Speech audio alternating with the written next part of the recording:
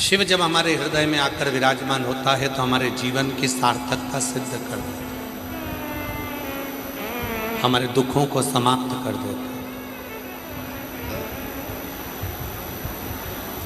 महाराज, राजा बलि की भूमि है बलिया।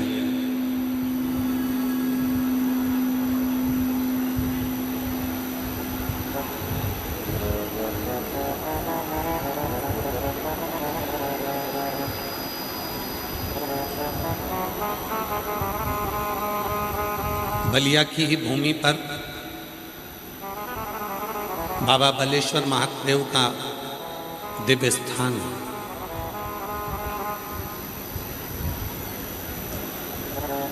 आप लोगों ने राजा बलि की कथा का तो स्मरण किया होगा।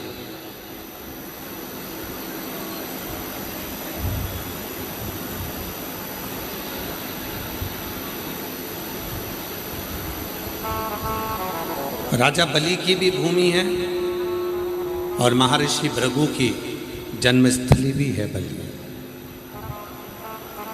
भृगु बाबा की मूल जन्मस्थली है बलिया। कभी स्मरण करना, पूरी महाभारत को पढ़कर देखिए, पूरी श्रीमद् भागवत को पढ़कर देखिए, पूरी वामन पुराण को पढ़कर देखिए, विष्णु पुराण को पढ़कर देखिए, कूर्म पुराण को पढ़कर देखिए। आप पूरी कथा में देखेंगे कि वामन भगवान का जो चरित्र है, राजा बलि के दरवाजे पर 3 भक्त भूमि मांगने के लिए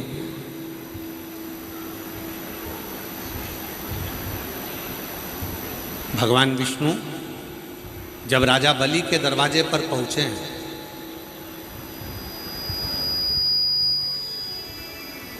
यही वो बलिया की भूमि है जहां स्वयं भगवान नारायण 84 अंगुष्ठ के बराबर अपने शरीर को धारण कर आए।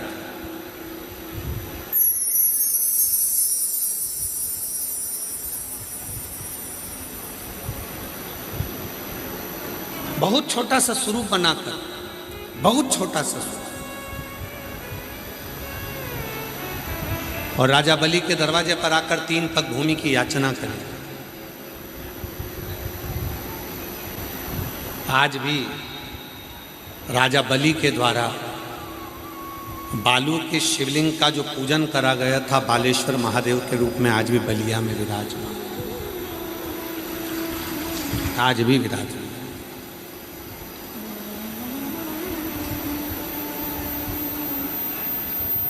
तीन पग भूमि की याचना करी।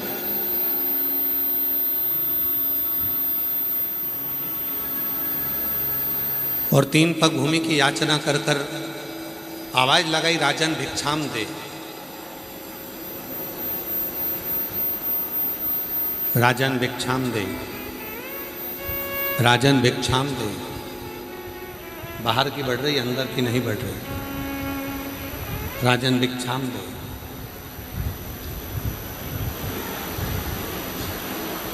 तीन पग भूमि की याचना करें। राजा बलि ने आकर देखा कि दरवाजे पर जो खड़ा हुआ है वो तो केवल ब्राह्मण का बच्चा है, छोटा सा बालक है। क्या दूं मैं इसको? थोड़ा बहुत मांगेगा, चले जाएगा।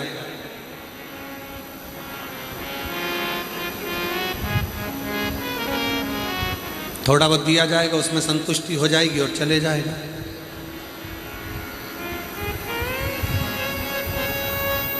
बारंबार आवाज लगाई गई, राजन भिक्षाम दे, राजन भिक्षाम दे।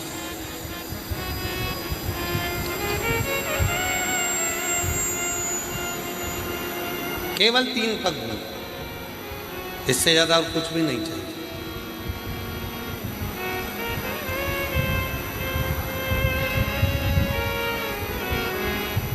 बलिया के बालेश्वर महादेव की कितनी महत्वता है, कभी आप लिंग पुराण को पढ़िएगा,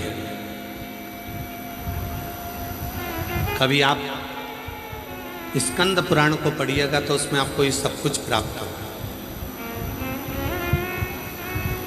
और उसी में से एक प्रसंग ही है बलिया का।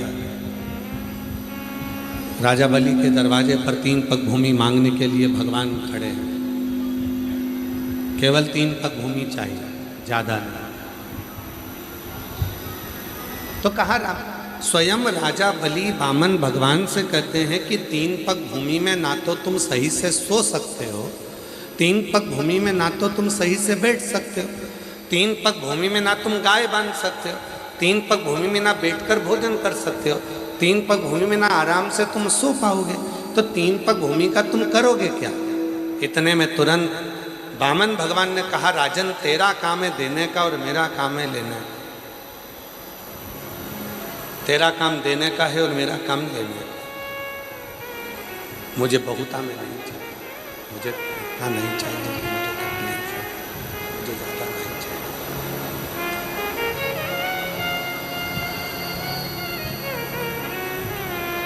तब राजा बलि ने कहा कि महाराज आप तो इतने छोटे से हो, आपके कदम भी छोटे छोटे होंगे तो इतना आप ले ही नहीं पाऊंगा। एक काम करता हूं, मैं अपने पाँव से नाप कर आपको 3 पग भूमि दे देता हूं। वामन भगवान ने कहा, राजन अगर तेरे ही पाँव से नपवाना होता तो मैं यहाँ आता ही क्यों? मुझे मेरे पाँव से नापना है, इसलिए तुम मुझे ये 3 पग भूमि दे दे। आखिरी में राजा बलि यज्ञशाला में पहुंचे, शुक्राचार्य जी का कमंडल लिया, जाने लगे। शुक्राचार्य बाबा ने पूछा कि तुम इस कमंडल को कहाँ लेकर जा रहे हो? इस कमंडल का करोगे क्या? कहाँ लेकर जा रहे हो इस कमंडल? तो कहा, महाराज दरवाजे पर ब्राह्मण का बच्चा आया है जिसको 3 पग भूमि का दान दे।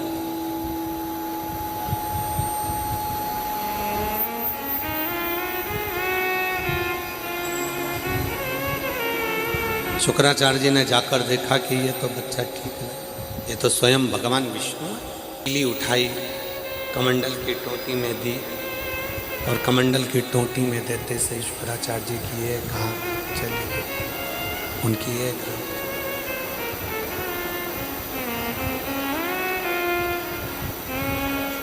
एक नेत्र शुक्राचार्य जी का चलेगा, बचा एक।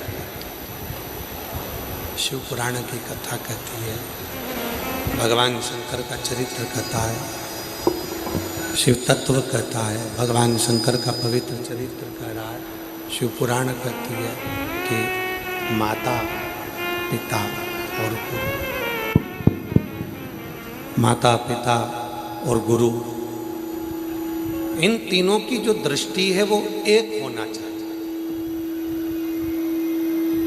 जिसमें कोई भेद ना।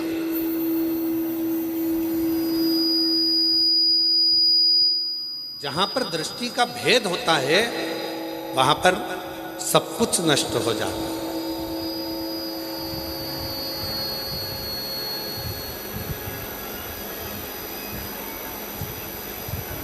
इसलिए माता हो, एक माँ के लिए सबसे बड़ी बात होती है उसके अगर 4 बेटे हैं, 5 बेटे हैं, 3 बेटे हैं, 2 बेटे हैं, 4 बेटे हैं, 5 बेटे हैं, तो माता की जो दृष्टि होती है वो सम होती है। मेरे लिए बड़ा भी बराबर है, मंजिला भी बराबर है, संजिला भी बराबर, छोटा भी बराबर है, बड़े भी बराबर है, जिंदगी भी बराबर है। उसमें उनको समता का भाव होता है। सब शंभु शंभु शंभु शंभु, उसमें उनको समता का भाव रहता है। पिता की जो दृष्टि होती है उसमें भी समता का भाव होता है। एक गुरु की जो दृष्टि होती है उसमें भी समता का भाव है।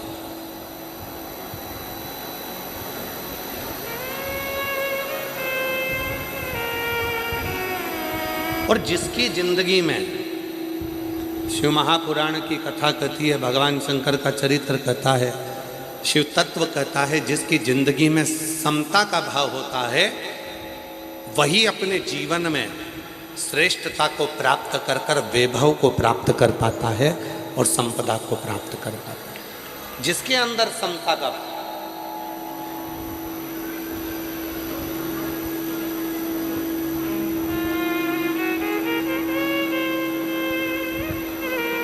गरीब अमीर दोनों में समता हो, बड़ा छोटा सब में समता हो, सब में समता का। और बहुत अच्छा लगा महाराज,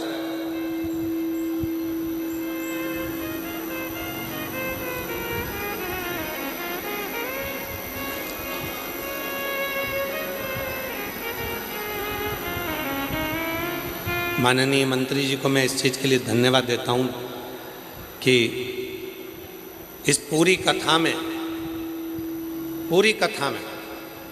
समता का भाव रखा गया। कोई वीआईपी कल्चर नहीं, कोई पास नहीं, पहले आओ पहले पाओ, जहाँ जगह मिले वहाँ बैठकर कथा को श्रवण करो और अपने जीवन को धन्य बनाओ। इससे बढ़कर सुख नहीं।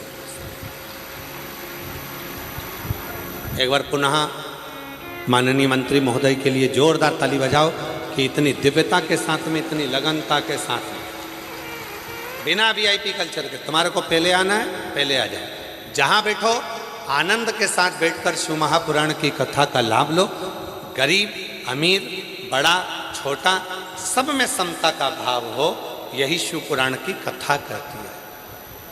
यही शिव पुराण की कथा, सब में समता। ऊपर के बक्सों में आवाज़ नहीं आ रही है, इसके अंतर्गत कहीं पर भी आवाज़, उसके पहुंचाने से कुछ नहीं होगा। आवाज़ ही नहीं है, आपको ताकि श्रवण करें। समता का भाव रखिए। और जब समता का भाव होता है, शिव पुराण की कथा में वर्णन आता है राजा बलि का, जो चरित्र आप लोग श्रवण कर रहे हैं। गुरु की दृष्टि एक, माता की दृष्टि एक, पिता की दृष्टि एक, और जिसको अपनी जिंदगी, जहाँ समता का भाव होता है वहाँ शिव तत्व की प्राप्ति होती है। समता का शुक्राचार्य जी ने मना करा, राजा बलि अंदर गए, शुक्राचार्य जी मना कर रहे हैं, उसको एक पग भूमि का दान मत दो, एक पग भूमि मत दो, पर मानते ही नहीं। तब शिव पुराण कहती है, भगवान शंकर का चरित्र कथा, शिव तत्व कथा, शंकर भगवान की पवित्र कथा कहती है, शिव पुराण कथा। भगवान अपने स्वरूप की वृद्धि करते हैं। हाई साइस आ रही है माइक में, केवल पकड़ रहा है।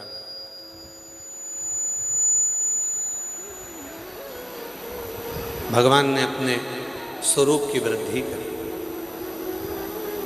3 पग भूमि में मेरे बामन भगवान ने सब कुछ नापा, कुछ नहीं बचा, कुछ नहीं।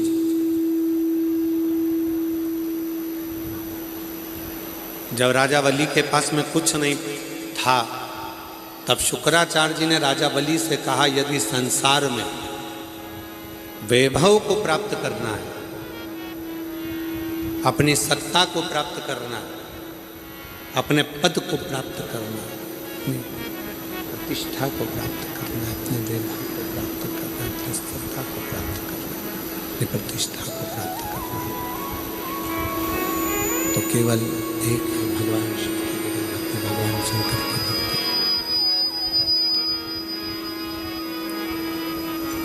यदि अपने वैभव को प्राप्त करना, प्रतिष्ठा को प्राप्त करना, तो केवल एक है, भगवान शंकर की अविरल।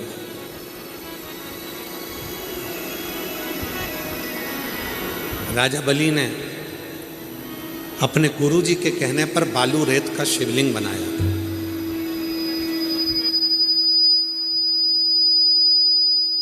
और वही बालू रेत का शिवलिंग बनाकर जब पूजन करना प्रारंभ करें, तब भगवान शंकर उस बालू रेत के पाषाण के हो गए।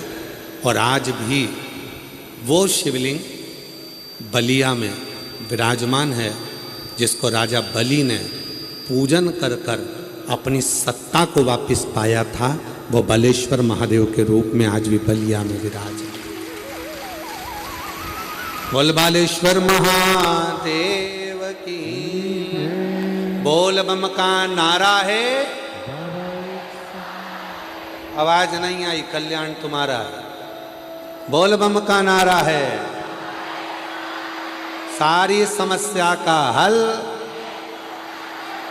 श्री शिवाय। आज भी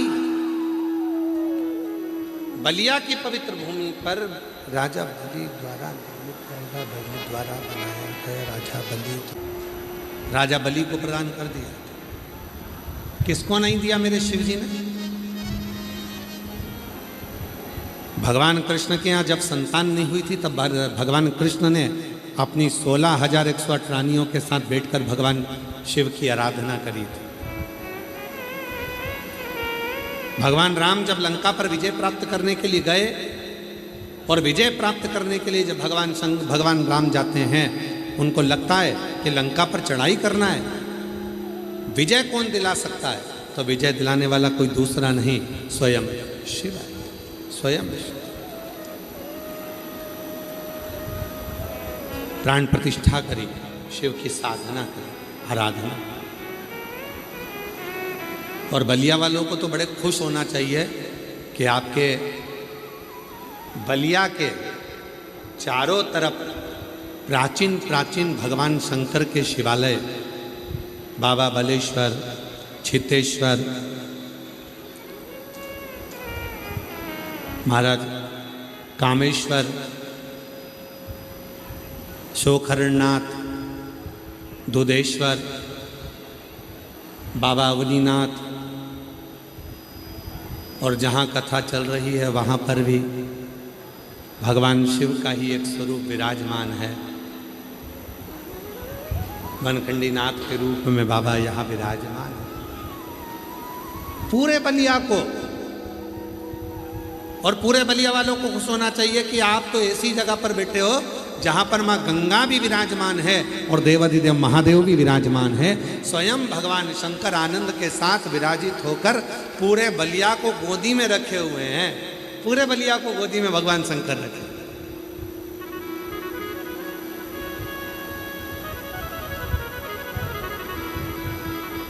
इसीलिए शायद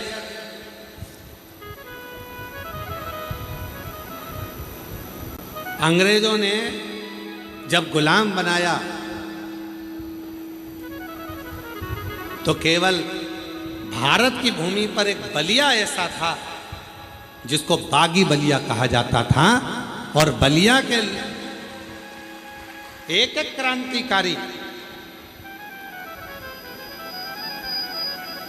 एक एक क्रांतिकारी बलिया के मंगल पांडे जी के साथ में बलिया का एक एक क्रांतिकारी। और देखो कितनी कितनी 1942 की उस दौर को उठाकर देखो तो पूरा देश अंग्रेजों का गुलाम हो चुका था, बंदी में था, पर केवल एक बलिया ऐसा था जिसने कुछ देर के लिए अंग्रेजों को दौड़ा दौड़ा कर भगा भगा कर मारा था और बलिया को मुक्त करा लिया।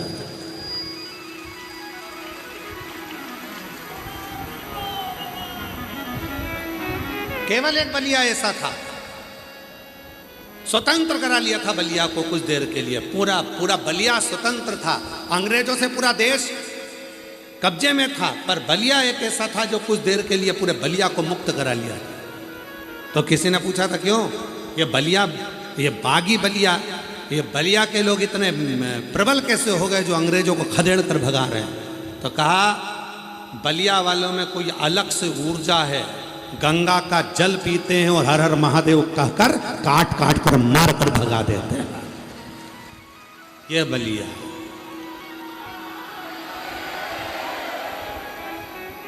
ये बलिया है।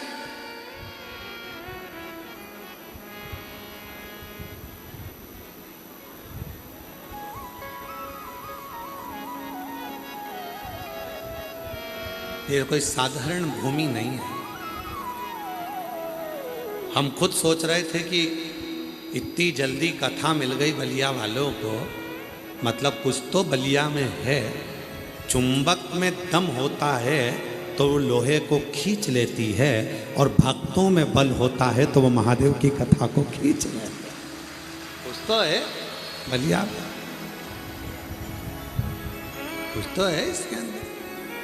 हार हार महादेव है, कुछ तो बल है। इसलिए बलिया की जीजियों, बलिया के जीजाओं, बलिया की बेटियों, बलिया के बेटाओं, बलिया के मेरे बुजुर्ग माँ बाप, आप सब के चरणों को मैं नमन करता हूँ, जो आपकी भक्ति के कारण बस ये कथा यहाँ पहुँची।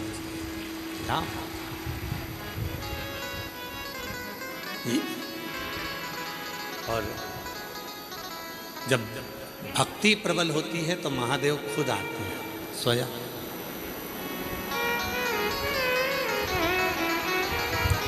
स्वयं आते हैं। भक्ति अगर प्रबल है तो महादेव खुद दौड़ कर,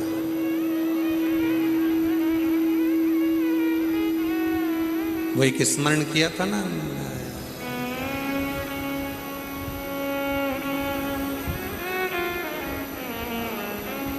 पर्वत से भोले बाबा। आपको याद है क्या सबको?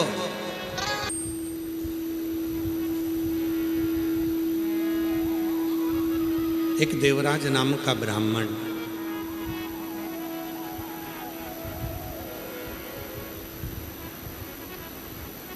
बढ़ा दो, आवाज नहीं आ रही है इनमें, इनको भेज दो ऊपर आके सुन लेंगे कुछ। जाओ। देवराज नाम का ब्राह्मण जो ब्राह्मण कुल में जन्म तो ले लिया, ब्राह्मण के घर में जन्म तो ले लिया, पर ब्राह्मण कर्म से वंचित था। वो ब्राह्मण कर्म नहीं कर पाया।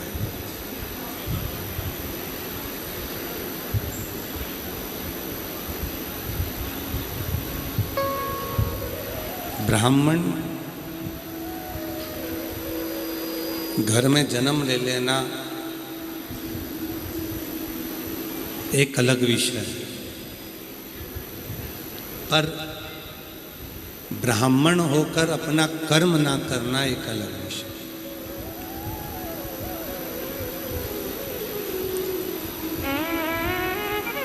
संसार में जितने भी मनुष्य जन्म लेते हैं वो 4 वर्ण के हो जाते हैं।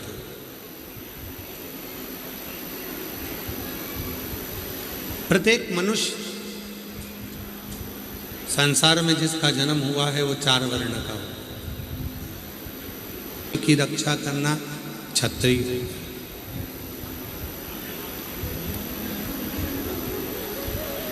धन एकत्रित करना, उस धन का सदुपयोग करना वैश्य, और स्वयं की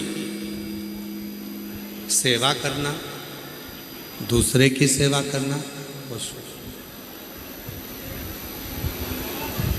आज दुनिया के लोगों ने क्या करा कि ब्राह्मण को, क्षत्रिय को, वैश्य को और शूद्र को, चारों को विभाजित कर दिया, चारों को बांटने का कार्य किया।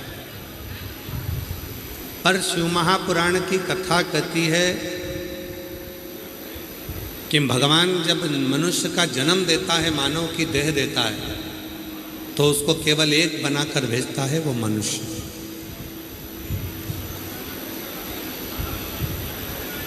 अब उस मानव देह को धारण कर कर आप उस मनुष्य देह को धारण कर कर क्या क्या कर्म करते हैं, ये आपके ऊपर है।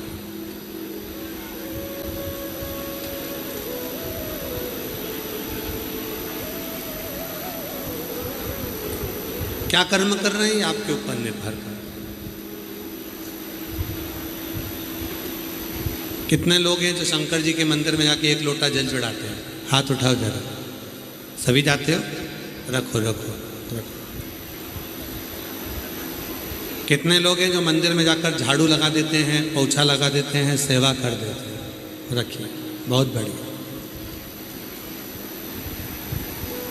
कभी आपको मालूम है जो गंगा मैया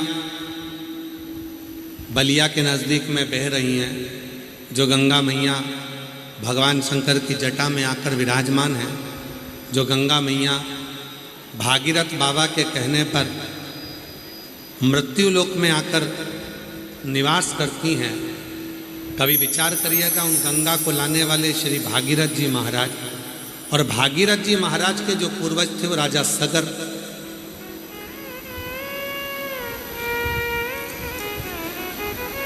कभी विचार करिएगा कि राजा सगर का जन्म और उनके घर में गंगा का अवतरण कैसे हो गया।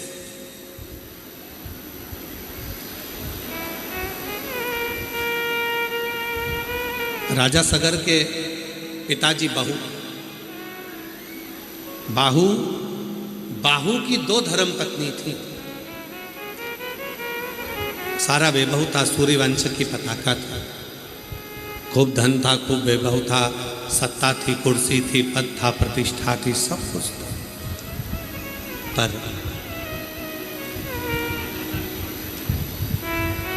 कुछ लोगों ने साथ बनाया, मित्र बन गया, और मित्र बनकर धीरे धीरे उसको गलत मार्ग पर लेकर चले गए और उसको अहंकार उत्पन्न करा।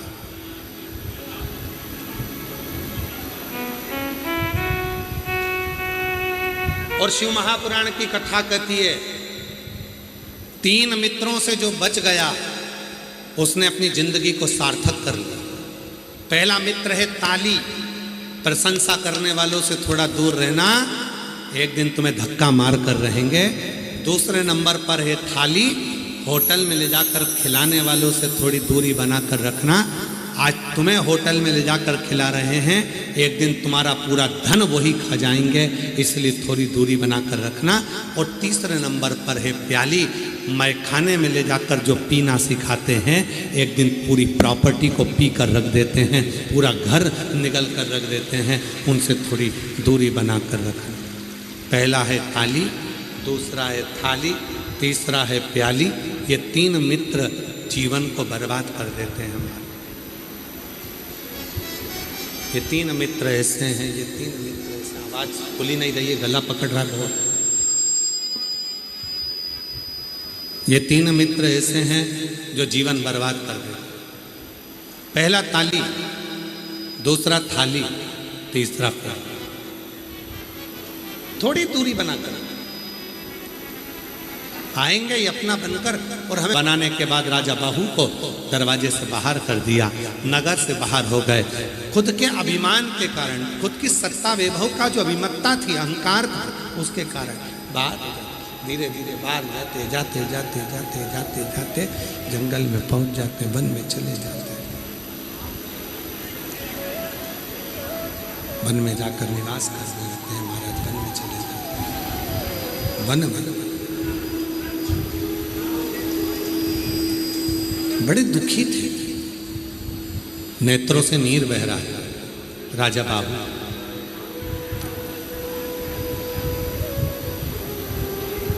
राजा बाहु अपने अंतिम क्षण में आए, प्राणों को त्याग दिया। राजा बाहु की धर्म पत्नियां दोनों विलाप करने लगी, रोने लगी। छोटी पत्नी गर्भ से, छोटी पत्नी का गर्भ था। इतनी देर में औरव ऋषि का आगमन हो गया। औरव मुनि ने देखा कि गर्भवती नारी भी पति के साथ सती हो रही है और बड़ी रानी भी पति के साथ सती हो रही है। दोनों को देखकर औरव मुनि के मन में बड़ा ग्लानि होने लगा। औरव मुनि के मन में बड़ा ग्लानि हुआ, बड़ा दुख। औरव मुनि के मन में बड़ी ग्लानि हुई कि ये अपने पति के साथ सती हो रही है। पति के साथ, आवाज क्लियर करो, क्लियर आवाज करिए। अपने पति के साथ सती हो रही है। औरव मुनि ने समझाया उन दोनों धर्म पत्नियों को कि तुम गर्भ से, तुम्हारे गर्भ में बच्चा है और तुम गर्भ में बच्चा है, गर्भ का बच्चा, तुम्हारे गर्भ में जो बच्चा है, तुम्हारे गर्भ में बच्चा है, अगर तुम अपने पति के साथ प्राणों को त्याग देती हो तो ये बच्चा भी मर जाएगा और तुम्हें बाल हत्या का दोष लगेगा। तुम मरो मरो, प्राण मत त्याग। पति का अंतिम संस्कार करवाया, औरव मुनि दोनों को अपने साथ ले गए। एक दिन राजा बाहु की पत्नियों ने हाथ जोड़कर विनय करा कि हमारे पति का पूरा वैभव चला गया, सत्ता चली गई, राज्य चले गया, धन चले गया, संपदा चली गई, सारा वैभव चले गया, सारा सत्ता चली गई। अगर हमारे पति के वैभव को, हमारे पति की सत्ता को, हमारे पति के धन को, कुर्सी को, पद को, प्रतिष्ठा को वापिस अगर पाना हो तो क्या करना चाहिए? तब औरव मुनि ने कहा कि एक काम करो, शिव के शिवालय में चले जाओ,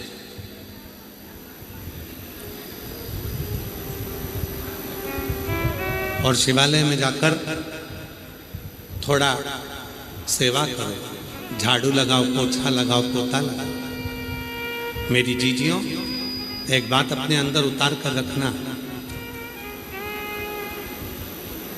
कर्म के लेख जो लिखे हुए हैं उसको मिटाने का केवल एक ही साधन है, शिव जी के मंदिर में पोछा लगाना, झाड़ू लगाना। जो शंकर के मंदिर में पोता लगाना प्रारंभ कर देता है, उसके कर्म के लेख जो गलत हैं, भोलेनाथ उसको मिटा देते हैं और उसके भाग्य को उज्जवल बना देते हैं। कर्म